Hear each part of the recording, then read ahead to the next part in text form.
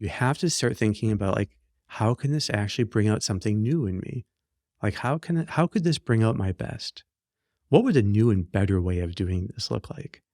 Those are completely liberating questions because they get you unblended from the prediction, the negative prediction. And they will train your predictive networks to now automatically see this in a more positive way. Before we get started, if you enjoy these episodes, you might want to check out more at OptimalWork.com. Our website offers unique content, tools, and exercises to help you thrive at work and beyond. We have an in-depth masterclass covering our entire theory of growth, daily recommendations for personalized advice, and a platform to help groups and organizations learn and practice optimal work together. You can get a free trial at OptimalWork.com. Now let's start the episode.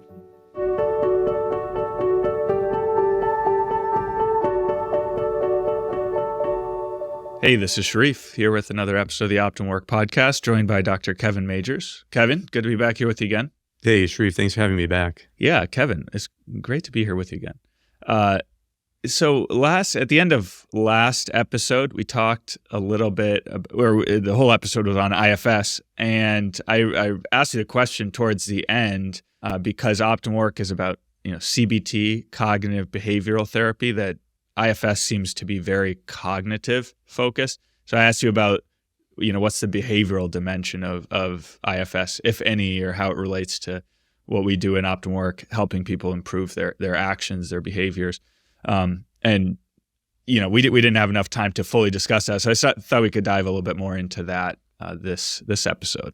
Yeah, I think it's a great starting point to kind of review how does IFS even fit in the kind of context of helping people in psychotherapy.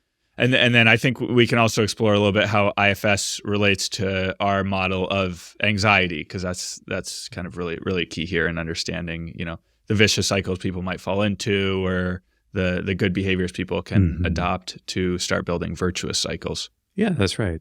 So the idea that you mentioned there of virtuous cycles, that has to be somehow where the gravity is, and the gravitational pull needs to always be, is a therapy helping people build up a virtuous cycle? So that's one thing we'll have to look at. But I think with the vicious cycle, just taking the case that we've done a series on anxiety, and the fundamental thing of how the amygdala works is, the amygdala detects a threat, sounds the alarm, and then watches your response, looking for signs of approach or avoidance. So what happens when people have, say, an anxiety disorder, is that the detecting of threats takes on, you could say, a little bit of life of its own. So they have a worrier inside who is just always on the lookout for threats, or a perfectionist, or an inner critic, or an achieving part. But it's always on the lookout for threats of a particular kind. So there's this hyper awareness of threats that becomes embedded, you could say, in the person's way of looking at the world.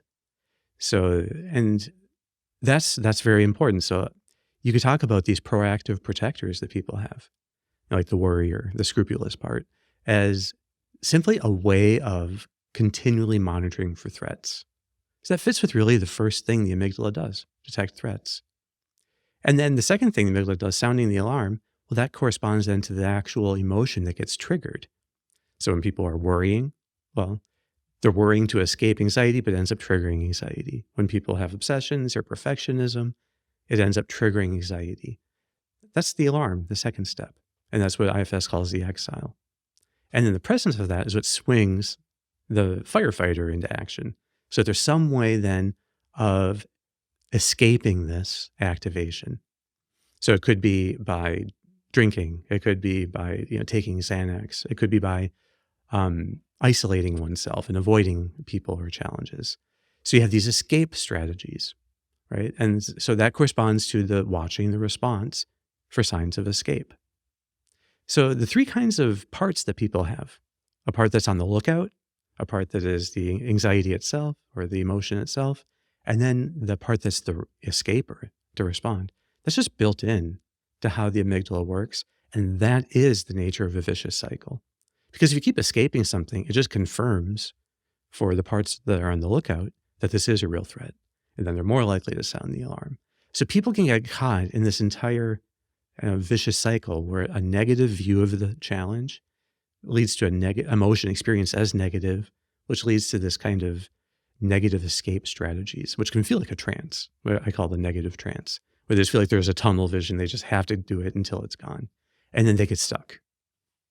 So that's the vicious cycle in IFS terms. And so in this model, so you have the amygdala, which is kind of scanning everything you see, experience, think, looking for threats. And then when it detects a threat, the trigger of anxiety, it's going to sound the alarm. And I think we often say that sounding of the alarm, which is kind of the part of that is the adrenaline response. That's like the feeling of anxiety. But then what you just related it to was the exile in IFS. And my understanding of the exile is that the exile can be different emotions that you're unwilling to experience, depending on who you are, your history, or what you've been avoiding or whatever.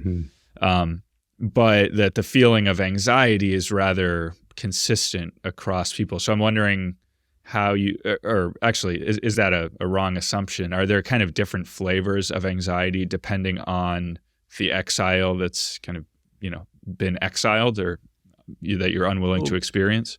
Yeah, this is a great question. I guess what I'm trying to see here is that, or show, is that you have this negative prediction strategy, looking for threats on hyper alert.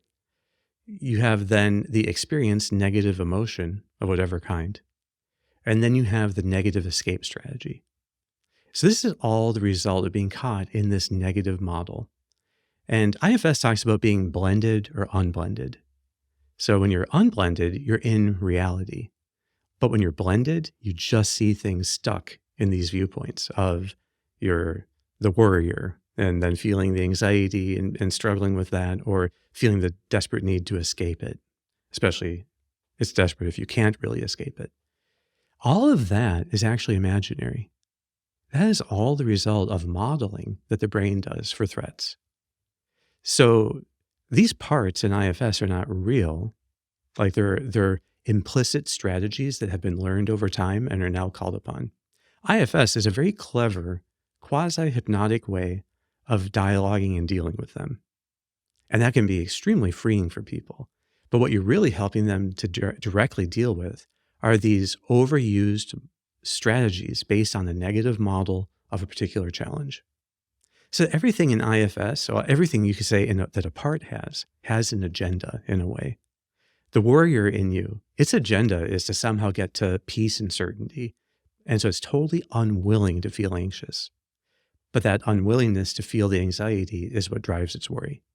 And that's also what drives the compensating escape behaviors. Maybe people seek reassurances from others all the time, or they feel the need to apologize all the time. So there's these escape strategies that people can have, and they can feel really desperate, like they have to do it. And that just confirms the worrier. And that's how you get the vicious cycle. It's interesting then, when you're looking at what is real here, okay, what's really happening is what we know is like in the body taking place is the amygdala detects a threat. No, the amygdala detects a challenge. And then it gives adrenaline so that you can meet the challenge. And then it watches your response to see what you do.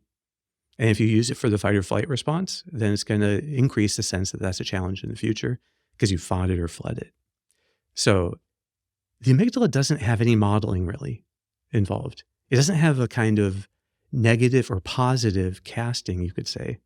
This is my best kind of reading of what's happening here. It doesn't have it's just that it detects a challenge and gives you adrenaline. If you view that habitually through this negative lens, it's really a left-brained negative lens. It's a model you've created. You experience then the adrenaline as anxiety. But that's not fundamentally what it is. So you could say that really it's like anxiety is always a negative predicted emotion. It exists as a prediction and it kind of explains one way of how to experience adrenaline itself. So that's why I say like anxiety is just adrenaline with a negative spin. It means it's viewed through the lens of this negative modeling.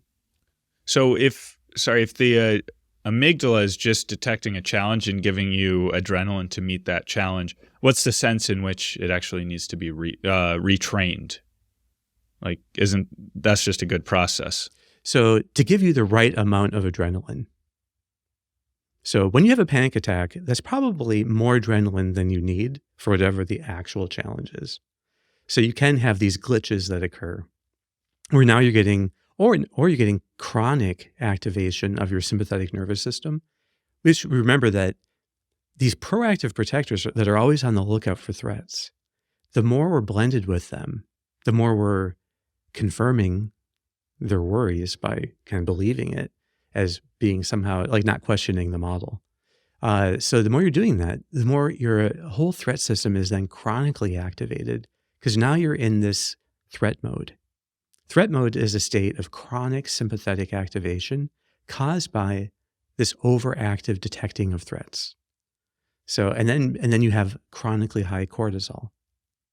So when people feel depleted because of, like their struggles with emotion, that depletion is really cortisol. Staying too high for too long. Cortisol is great for a brief burst of a challenging thing. So that might last a few days or a week. It's not great as a way of living because cortisol over time will shear off the little twigs of your neurons. So your neurons get stubbier. It turns down your immune system. It worsens your digestive health and your skin health. It has all of these chronic effects, right? So that'd be a whole nother topic to talk about, like what does cortisol do in a chronic state? So all of that is unnecessary, but it's what happens when people are stuck in this negative view of their current situation. The negative prediction leading to the negative emotion, leading to the negative behaviors that follow automatically. Before we continue, a brief message. If you're benefiting from these discussions, please take a moment to hit like and subscribe. Doing so helps us to reach more people. So you're not just learning, you're also helping others to discover a path of growth and flourishing. Thanks for your support. Okay, I kind of want to follow up on this negative prediction issue because I think a lot of times what we say is, okay, it's not that your brain is like not working or your brain needs to be fixed or something. It's just that it's responding to your previous behavior. So like with the amygdala or with anxiety, that your amygdala, it's not like you want to remove your amygdala from your brain and like throw it out and then you'll get over your anxiety and you'll be fine. But it's really your amygdala is giving you adrenaline to help you engage the challenge. So it's just something about like the framing or how you're using the adrenaline that needs work. Yeah. So I'm wondering how that relates to the negative predictions, because it seems like, hey, these negative predictions are always bad. Like we need to figure out what part of the brain produces them and then just like, rip it out and throw it away. And then, and then we'll be a lot happier. So how do we use these predictions and maybe these negative predictions in particular? Yeah. I think if you did that, you'd probably be unable to move the entire right side of your body. Okay. Because it would mean getting rid of the entire left hemisphere. Okay. So the nature is that the modeled reality is the lens that we use through our left hemisphere. The actual direct sensation of reality is the domain of the right hemisphere. The right hemisphere is aware of the entire body. The left hemisphere is aware of, well, the right half, but actually more than that, it's more parts. So if your whole, like when people are really blended, let's say with the warrior, they might notice that their shoulders are tight, or there's a tightness, there's a lump in their throat, or there's a pit in their stomach. That's all characteristic what happens when we're blended with the models. The model like limits us. The more aware we are of the entire body, then in fact, the more in the right brain we are. Because the right brain can be aware of the whole body simultaneously. That's actually a whole nother topic of how do you stay in that right hemisphere. But it really relates. Like we have a model and we have reality. What we want is for the model to get closer and closer at approximating reality. The problem is all the models we have for the problems we face are based on old data. We need this capacity for curiosity and engagement in the present moment to be thinking of the challenges that we're facing in a new way. And that's what we always think of in optimal work. Like, how do I approach this challenge in my life in some kind of new creative way? What would that look like? That is how you recruit the whole right hemisphere to now do the work of shaping the modeling of the left. IFS is a really clever way of doing it, that you actually just show curiosity and compassion for these models themselves. So like when you experience the warrior really like fretting over something coming up, to be curious about that and compassionate with it is actually a way of connecting it back to the right hemisphere. So what they call true self. So it's very powerful. How do you harness these models? Because it seems like what you're saying a little bit is you want to be engaged with reality, and that always means getting past the models. Yeah. Is that like going against your models, overcoming your models, kind of like resisting them, and so that you can engage reality, or is there some way that you can actually, harness your brain's predictions and these models that those predictions are based on? And really, I mean, as you I think you think, the predictions are emotions too. So there's some sense of like harnessing the emotion to act well, right? Yeah. So what we need to do then is be able to first get the cognitive element right, because that can be captured by the negative prediction. So, but you do that by reframing, widening the context in which you're viewing the present task in front of you, the present challenge in front of you, or the difficulty you're facing. Whatever it is, what you do is you have to start thinking about like, how can this actually bring out something new in me? Like, how could this bring out my best? What would a new and better way of doing this look like? Those are completely liberating questions because they get you unblended from the prediction, the negative prediction. And they will train your predictive networks to now automatically see this in a more positive way.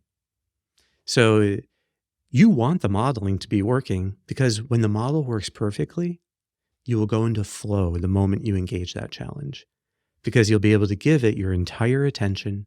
And in the background, this predictive network is going to get the next thing ready for you and the next thing after that. And then you can go into flow as you go through it. So there is a sense that what we talk about as a golden hour is the goal. That's precisely how you train the system. So you reframe.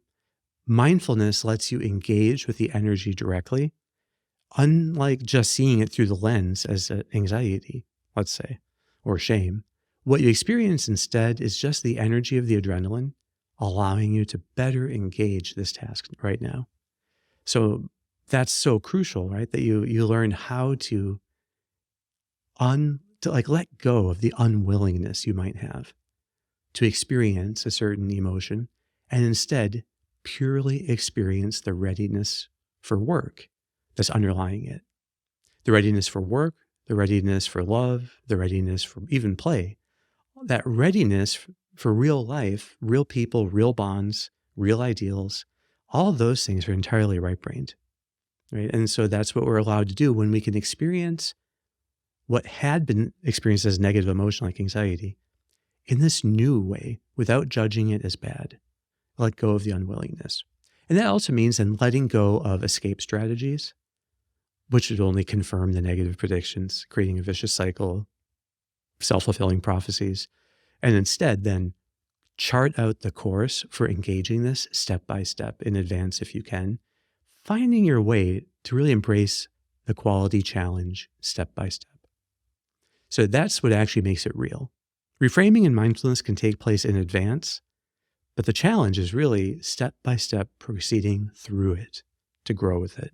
Okay, good. I think I'm finally getting it, which is that the predictions are good if they're accurate, and helpful, but they're bad if they're wrong, right? So you want to defuse from these bad predictions and train your brain with your behaviors to create new and better, more accurate predictions. I think that is exactly right. Okay. Sorry, I'm a little bit late to the party on that one. It's interesting too when you think of it. Just when you think of people using medication to treat these things, we have these three levels: the cognitive, the emotional, the behavioral. Detecting threats, feeling the alarm, then approaching or avoiding. That's also how psychiatric medicines work. So, because that first set, the cognitive part, is entirely serotonin.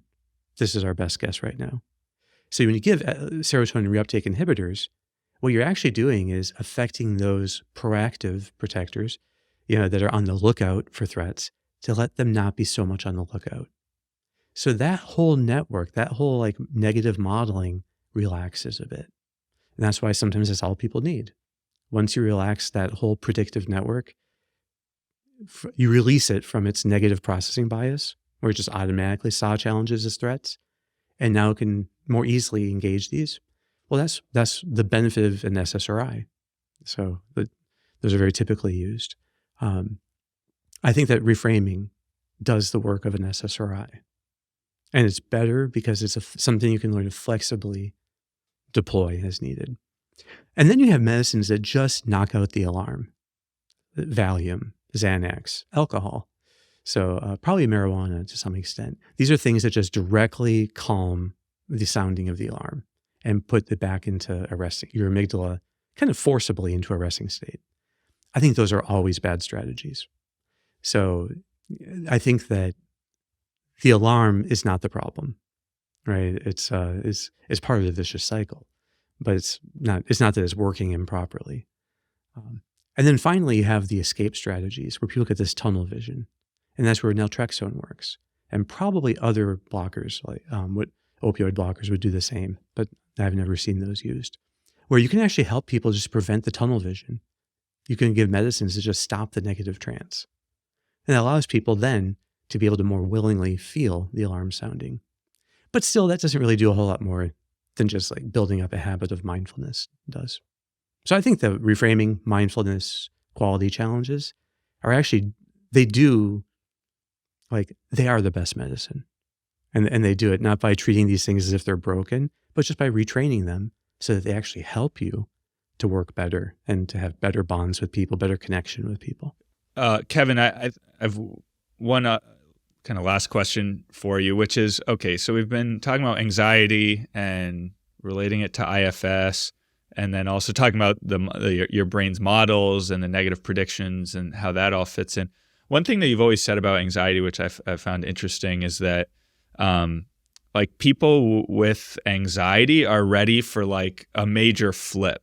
Like it's really, there's a lot of maybe untapped growth, you could say. And so sometimes they can experience a very big change in a very short amount of time. So I'm wondering, because it seems like normally the process of changing one's habits, kind of flipping vicious cycles into virtuous cycles, you think, hey, this takes a lot of work. It's like every day you make a little bit of progress. But I'm wondering, in your experience, like why that flip, how that works, and maybe, I don't know if there's anything in terms of these predictions or the IFS of like how that explains it. I think that when people have very high levels of anxiety, what we know that they have is amygdala that's working just fine, maybe mistrained, but it is working. It's giving them plenty of adrenaline. So adrenaline at high levels, think of a car stuck on the side of a highway. It's like in the desert. There's no one around to help. And the person is just revving the engine with the car in neutral. And they're getting more and more desperate because the car is not moving.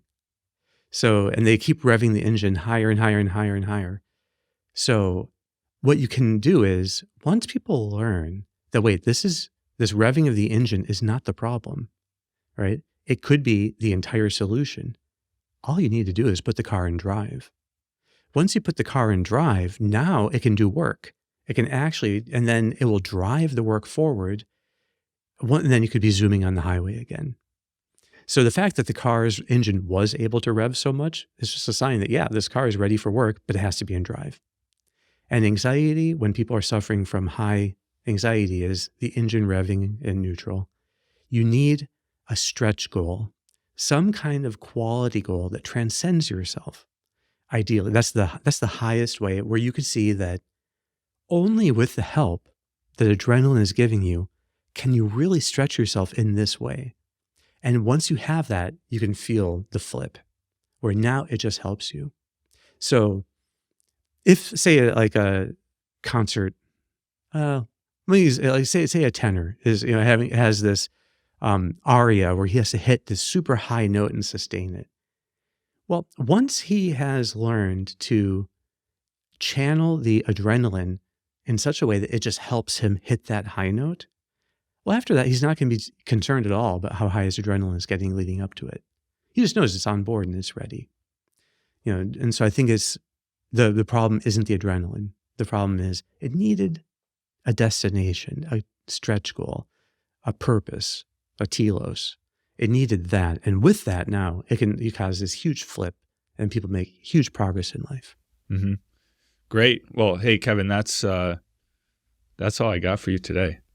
Hey, thanks for the questions. Fun. All right. Well, we'll be back next week. Thanks for tuning in to today's episode. If you enjoyed our conversation and you're looking for more in-depth guidance, check out OptimalWork.com, our unique platform that delivers content, tools, and exercises to help you thrive at work and beyond.